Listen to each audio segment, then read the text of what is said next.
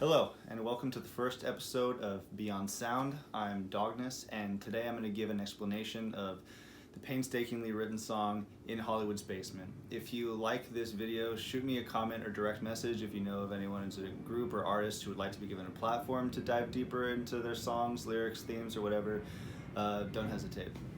So I'm just going to jump right in. Hollywood Basement starts out with a character I created whispering in a terrified and shaky voice. Do you hear that? I think it's coming from down there.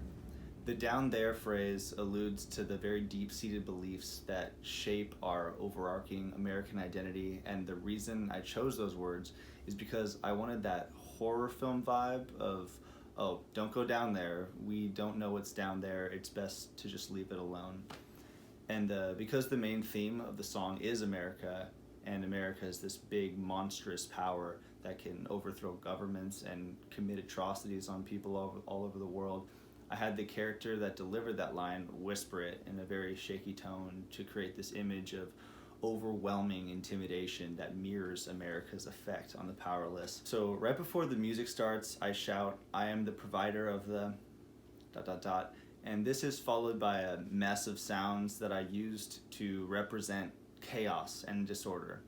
The line was intended to be a foil for the whispering that came before, because the powerless have such small voices while America has this big, loud voice and causes so much chaos and confusion in using it to start wars, break bonds with other countries, alienate entire demographics of human beings, and oppress her own citizens.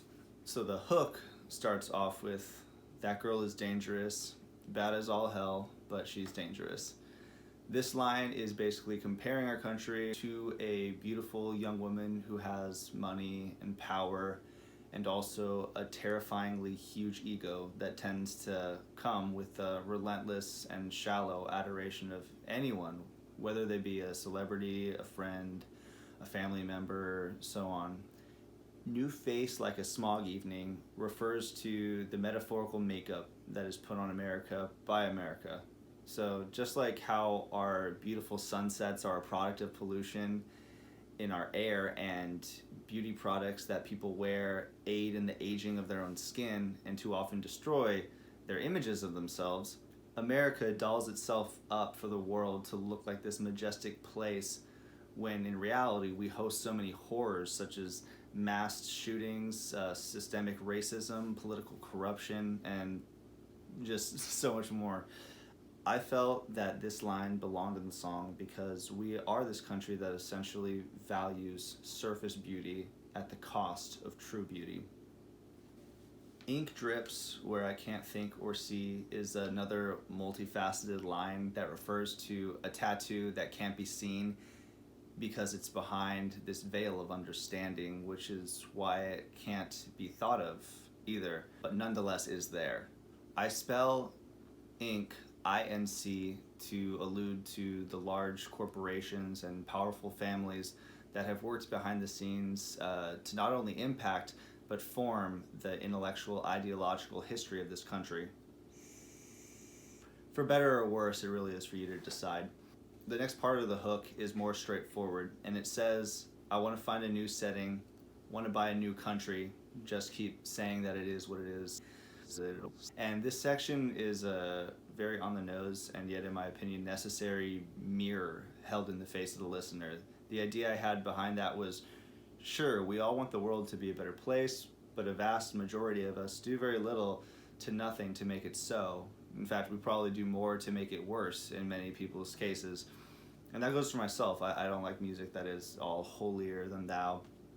I think it's the strong division of people in America that really makes us feel powerless to change and makes us think we are unable to create our own changes. And that's what causes the complacency of the "that's what it is, what it is, what it is" that you'll hear in the song. So the first verse says, "I need to be read to, I need good news, and she needs enemies, it's true, but my brother, I've got some good news for you." When I wrote this, I was thinking about how many of us were read to by adults as children before we knew how to read, and how that helplessness carries over into our adult lives as we rely on news anchors, celebrities, and politicians to essentially read us our world in songs and movies and television shows. In that same vein, the "she needs enemies" line refers to how America is always painted as this hero that stood for the good and true, and points to her enemies as something that her people should fear and hate, such as Japanese Americans in World War II, or immigrants arriving in Ellis Island the late 1800s, and Islam in today's day and age. I end the verse by reintroducing the hook and saying, "But my brother, I've got some good news for you.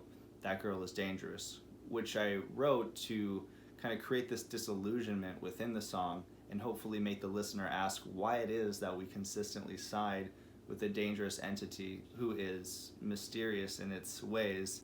Find out next week here on Family News Network, where we put the family first. Whose family they put first is anyone's guess, but it sure ain't any of ours. Then the second verse goes on with, "But if I had her, could I prove it to myself?" The line continues with this misguiding word choice that makes you think that the "her" in the song is a woman when America is referred to as a "her."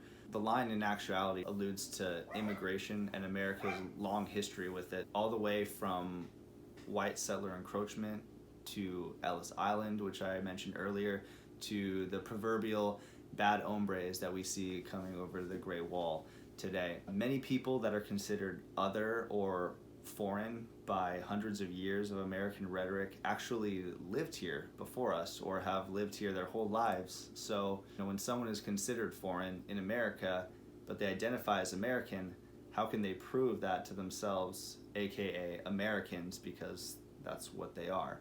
It continues, "Bullets fly" is in reference to mass shootings that have become a regular occurrence here, and that's expanded on in the rest of the verse when I say, "But I'm free now" was but a tear in your eye, because we expect these things to happen now, and tears rolling down the faces of victims' families are anticipated, cleaned, and left out in the heat to disappear again up to a holy place where angels give you blowjobs, or you live in a cloud castle or whatever.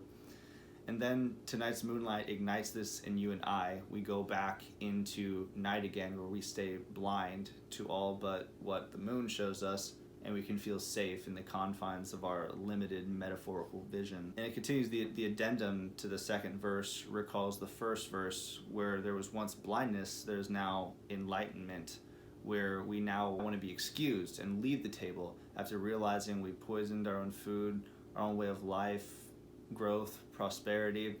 But it's also grounded in the bliss of our complacency that forces us to say, "I'm just too in love with my country," even though it's this monster we choose to see the good and acknowledge the lie that it does the same for us. The last three lines of the song somewhat explain the title.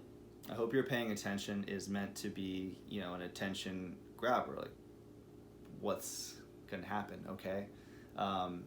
And that's basically a facsimile for Hollywood, which provides much of what is read to us, and being way down in the dark of Hollywood's basement is simply existing anywhere outside of what we choose to show the rest of the world in our movies that glamorize violence and corruption and whitewashing and any number of things. So, in essence, we are all in Hollywood's basement. And although we might be terrified of the future or unsure of our fate, we stay. Just like someone who's in an abusive relationship stays, because there's just enough good in their eyes, even if they think the good was all in the past, or the good is shown in glimpses and is just worth the bad parts.